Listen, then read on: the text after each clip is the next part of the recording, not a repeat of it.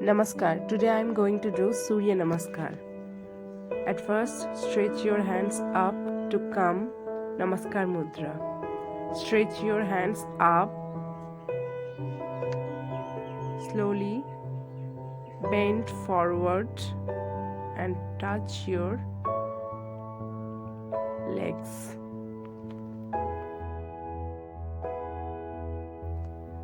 Now slowly step your right leg back as much as you can and try to look up at the sky. Now slowly sliding your left leg back and make a straight body posture like push-up. Bend your knee and touch your chin to the floor.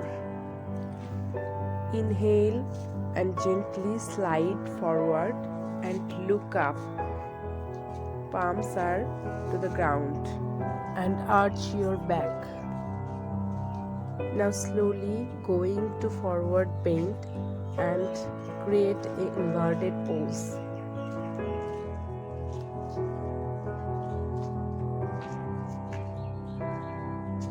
Now gently forward bend your right leg and create a question pose and your left knee.